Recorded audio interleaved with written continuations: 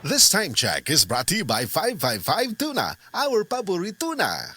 Masubay masigdaghan na imong gikaon pero ni agi pila ka adlaw wala gihapon ka nakalibang kana ang makahadlo kay kung naa kita gipasuod sa tuang lawas dapat nato ini pagawas para dili magtigom ang hugaw nga makadaot sa imo lawas. Ang maayo nga balita, adunay super fiber, the fast acting colon cleansing product approved by FDA Philippines. Sa duhang tudlo ka oras mapagawas na ang hugaw na dili dapat magpuyo sa tuang lawas ug mas maayo kag epektibo kung ato ini apilon sa pag-inom sang Life Extension Vitamin D3 para sa himsog kag maayong digestion. Mag-inom kada adlaw sang Super Fiber, mapalit sa mga butika.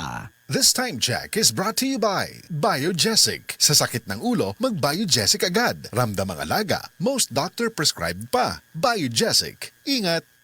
Life Extension Vitamin D3. Ako po si Antonio Barba. Taas pala yung blood pressure, blood sugar, naabot na ng 350. Pag take ko na po Life Extension, vitamin D3, bumaba na talaga yung sugar ko. Hanggang ngayon, normal na. Life Extension Vitamin D3. Ang Life Extension Vitamin D3, dekalidad, potent, safe at siguradong epektibo. Aprobado ng FDA na may approved therapeutic effect. Life Extension Vitamin D3 for longer life. Mabibili sa mga butika. This newscast is brought to you by Rexidol Forte. Mas paspas banat sa bughat nga naikadungan nga labad sa ulo, pamaol o pwede sad nga hilanat.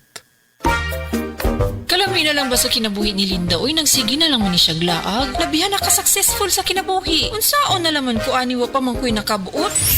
Dili pa ulahi ang tanan para kanimo. Ayaw ikumparay mong kinabuhi sa uban. Labi na og sa social media lang ka nagabase. Importante, muliyo ka sa kinabuhi. Sa gagmay nga lakang nimo kada adlaw, dako na naog agi sa pipila ka bulan. Buhata ang mga butang nga makatabang para kanimo. Ayaw kalimta ang proper diet, exercise, EXL Makabuhay Plus Dietary Capsule o EXL Coffee Mix 17-in-1. Mao kaniya mga partner nimo aron makabot ang optimum health para ready ka sa mga bagtik na pagsubok nga moabot sa imong kinabuhi.